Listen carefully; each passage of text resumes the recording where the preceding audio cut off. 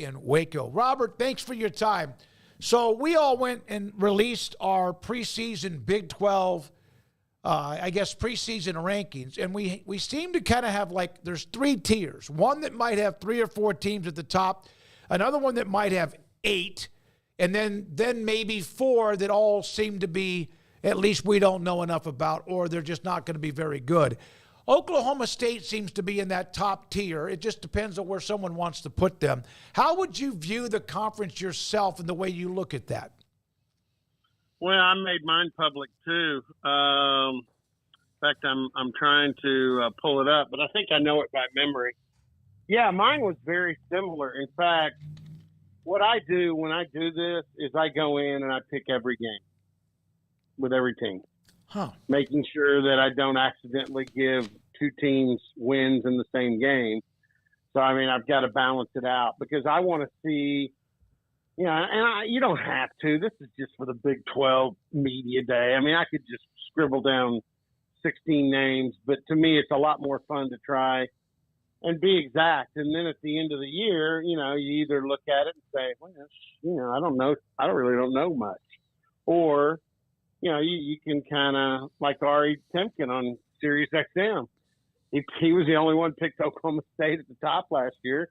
They didn't finish there, but they finished in the championship game. So I gave Ari some credit. Ari knows more than maybe I think he knows. But, David, I had 4 teams tied. At the end of the exercise, I had 4 teams tied for first. I got the Big 12 tiebreakers out, which that's not fun. And I broke the ties. So Joni and her staff, the Big 12, won't have to send mine back and say, we don't take ties. Mm-hmm. I broke them. But I had 4 at the top, Utah alone in 5th, and then I had 5 more tied for 7th. So, yeah, it's an exercise of suspense because I think there's going to be a whole lot of ties when it's all said and done. I think it's going to be a jigsaw puzzle. Robert, when it comes to Oklahoma State and trying to decide where to put them, there's the logic of they bring a lot of guys back, a lot of guys. The staff's intact, all that. So, hey, you did this last year. Why couldn't you just run it back and basically do it again? But we know it's not really that simple. There's the thought going against that of, well, if they don't have as much luck in close games, then, you're looking at losses versus wins. Defensively, I know there's question marks. And just following up on what they did last year, but in your opinion, why would Oklahoma State not be able to be as good as they were last year? What would it boil down to for you, outside of obviously wild cards like injuries? Well, I mean, yeah, that's the first thing if they don't stay healthy. The other one would be if they can't throw the ball well enough to allow defenses not to gang up on Ollie Gordon. Alan Bowman's got to be better, and he knows it. And he took steps in the offseason to make sure he would be better. And his whole goal is this year to stay ahead of the chain so that defenses can't gang up on Ollie Gordon. You mentioned the defense. They took steps over on that side of the ball, too. They've got 2 of the most dynamic defenders back this year with Nick Martin, who I think is way underrated. I mean, if you go last year and stack Nick Martin up with Danny, I'm trying to think the OU linebacker. I think he was Stutzman. Yeah, Stutzman. I love Danny Stutzman, but I wouldn't trade Nick Martin for Danny Stutzman. And then here's the other thing: the secondary last year was confused. They allowed the Iowa State game was a debacle. There were 3 touchdown passes where there were busted coverages. It happened in some of the other games. This year they've simplified things. They're trying to so the secondary doesn't have to think as much. They can just play freely. The other thing is Mike Gundy brought in Paul Randolph. And I can see, in spring practice, Randolph makes a difference. He's made a huge difference in recruiting, but he makes a difference coaching on the field. This guy's a veteran coach. and you let one of your own go. Greg Richmond was a former player at Oklahoma State. That had to be very painful. But Paul Randolph makes that defensive line better, and that defensive line will be more multiple. Toward the end of the year, they started playing more four-man. After going wholesale with the Iowa State, John Haycock, three-man front, now they're going to mix it up. And so you hope any combination or all of those things will allow the defense to play better because, their numbers weren't great. And then on the offensive side, where I mentioned Alan Bowman, I'll tell you what he did. He went to Rob Glass, the strength coach, and said, "I don't want to do quarterback workouts anymore. I want to do what the rest of the team does." So he and the other quarterbacks, one of them, Zane Flores, was already doing those workouts, but they all got into it. Bowman lost about somewhere between 5 and 10 pounds, got a little more muscle on his frame. Mike Gundy kidded around in spring, said, he was a little soft when he got here, but he looks better now. And his goal is to scramble and slide instead of throwing balls 20 rows up in the seats. He wants to try and get a few yards. And like he said, his words, keep the team offensively ahead of the chain. The other thing is he did a deep dive last year into the tape. Every mistake he made, every interception, every bad read, and really tried to major on getting better. So I thought he was better in the spring, and we'll see what he looks like in the fall. When you mentioned Bowman lost a little weight, is it me or does he have a flak jacket on that makes him sometimes look a little bit more puffy than he is? Well, he has a flak jacket. They all wear the flak jacket, but no, he was a little heavy last year, heavier than what he played at Texas Tech. I think when you go up north and you're at Michigan and the quarterback doesn't run that much at Michigan, that you probably – and, again, I don't think Michigan's off-season workouts – in fact, Bowman would agree with me, their off-season workouts aren't quite what they do at Oklahoma State. So he bought in totally to the Body by Glass system. And you can see it. I mean, I saw him during spring, but I tell you where it really showed up. He played in the charity golf tournament that I was involved in, 3-4 weeks ago. And out there in golf shorts and a golf shirt, I'm like, whoa, yeah, he looks like he could go with those flat tummies on the PGA Tour. So, yeah, and like Mike Gundy kidded about, Bowman was a little, I don't want to say flabby or anything like that, but he didn't look like he did in Lubbock when he played at Tech. He's now back to looking more like what he looked like when he came out of Grapevine High School. Robert, where could Ollie Gordon improve, and how much of a battle? I think we talked to you about this months ago when he decided that he was going to stay. Yeah, mental. I think that was probably where my head was as well with him, just kind of the, barking on the sidelines, things like that. But that, I guess, answers part of the question. But how much of a battle did they have to put up to keep him around? Not that Ollie didn't want to be there, but just what were they having to fend off, I guess, this offseason when it came to making sure he was still in black and orange? Yeah, not as many as you might think. I can tell you one school. I'm just gonna be honest. Just don't send this show down to Florida. Miami. I wouldn't root for Miami if they were playing the Kremlin. That's the most tampering, cheating institution out there in the NIL era.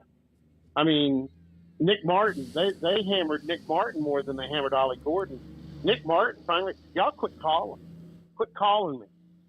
And so that's where some of it came from. I don't know if there were, I don't know any other I can name by school, but no, Ollie Gordon got hit on. Nick Martin got hit on a lot more. And they just, they did a good job. Their NIL is not flush with cash. I'm pretty sure they're not the biggest NIL in the Big 12. They certainly don't have the kind of money, the war chest I'm hearing about in the SEC. But with the culture here, the fact that they make the payments on time. That always helps when you get your check on time. The players are very happy, and this was a great spring. I think we talked about it, last time I was on with you guys. I can't remember a spring practice that I thought was better in performance and better in attitude than what they were this spring. So, they get hit on, and there's people trying to get some of these guys, but for some reason, they're hanging in Stillwater. Robert, you do know that we just happen to be live, and anywhere in the world they can watch this show, even Florida, right? Yeah, I'm aware of that. Okay. But you know what? If somebody wants to contest me, what's the truth in a libel, or what's the proof in a libel case, David? Isn't it truth? Yeah.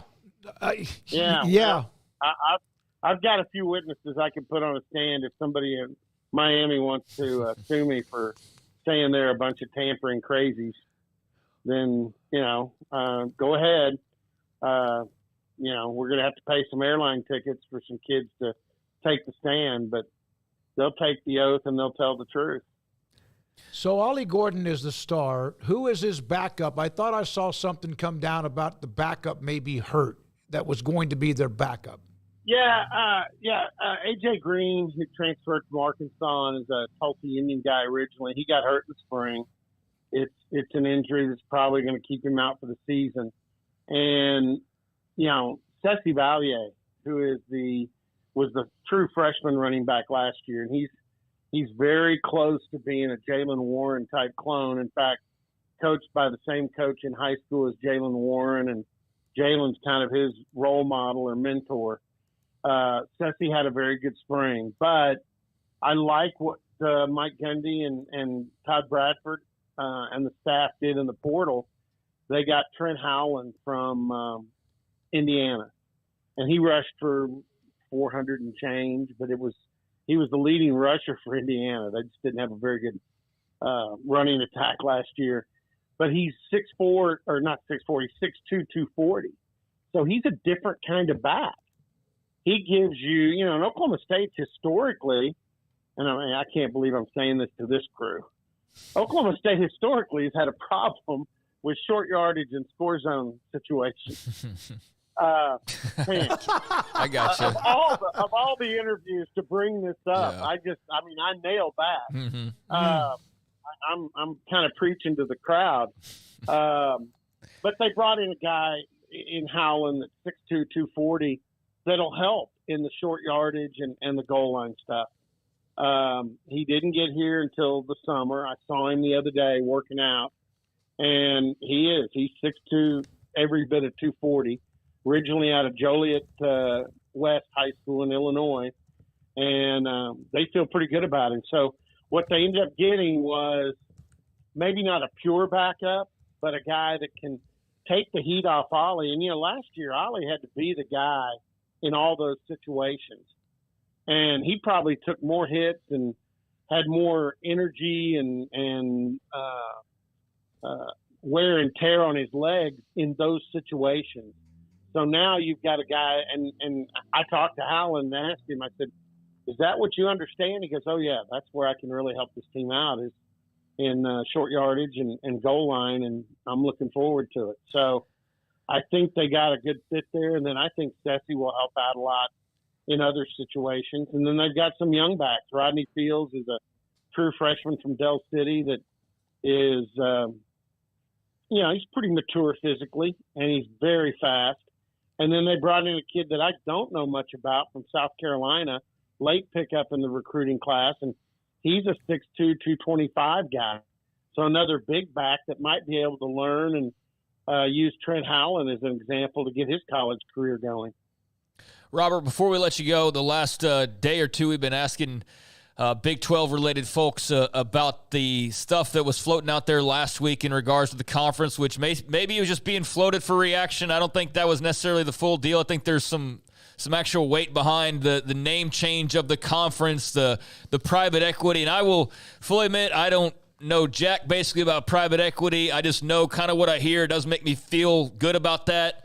The name change of the conference, the All-State Conference, the All-State 12, whatever, I can understand where they're coming from there. But do you have any particular opinions on one or both of those topics and just kind of what Brett Yormark's trying to finagle right now for the Big 12? Yeah, guys, I'm a purist, but I've come around. You know, the NBA basketball team here in Oklahoma City, the Thunder, loves convenience store patches on their jerseys. I got no problems with patches. I got no problems with logos on the turf at Boone Pickens Stadium or any other Big 12 stadium. The name of the conference, it's been wrong for years. So, you know, what the heck? I mean, it doesn't bother me. The only one I'm endeared to, actually two, because I grew up in Texas. I'm endeared to the Southwest Conference, and I'm endeared to the Big Eight. Anything after that, you know, it doesn't matter to me. So, if you want to call it, you know, the All-State, the State Farm, you know, I don't care. If it puts money, and see, that's the other thing. I'm looking at this financially. You guys have seen it, the difference in the TV contract. Yeah. The difference in the CFP payments. That really, and I understand the SEC has had more teams win the CFP, and Greg Sankey feels his teams, his conference should get more money from the CFP. But boy, when I saw the disparity there, that's the first time I think I really got kind of, you know, PO'd. So Brett Yormark, that's what you brought him in for. I mean, when he got hired, I know that Dr. Strum, the president of Oklahoma State, and you know, Mike Gundy and you know, Chad Weiberg, they all had the comment, this guy will do the unconventional. He gets it. He understands how to monetize the Big 12 more, and we're going to need to do that. This is what he's doing. He's trying to monetize the Big 12, and I'm all for it. Garrett, do we have a picture when he was talking about short yardage situations? We have. You got one of those. Yeah, we have one that's over Craig's right shoulder on a shelf that happens to be the pylon, the ball, and two bodies in the air. So when you brought that up and you chuckled, I think we all went, "Oh my God, I can't believe you went there." But I get it. It's a short yardage situation. Man, we appreciate it. Do you want to give us at least the 4 schools that you had tied for first based on that? Yeah, I don't mind. I'll run down as much as I can remember it. I told you Utah was 5th. And how about this? The tie was determined by the last game of the season. Utah plays at UCF. I think it's the Black Friday game that goes along with Oklahoma State at Colorado.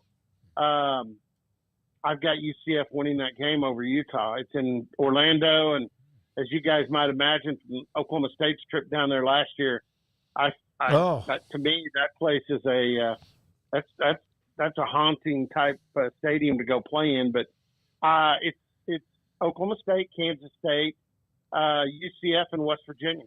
Okay.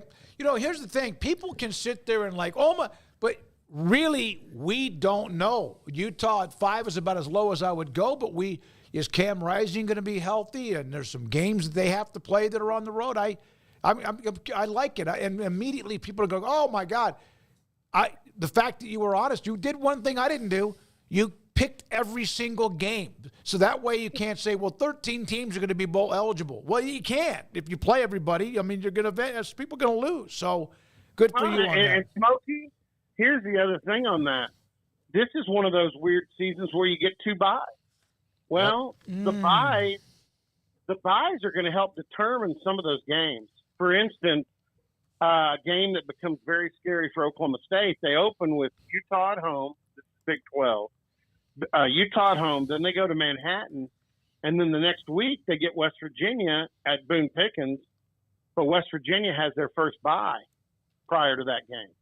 So Neil Brown's going to have 2 weeks to get ready for Oklahoma State while the Cowboys are having the fun of going to Manhattan and playing Chris Kleiman's team. Oh, yeah. Those byes make a difference.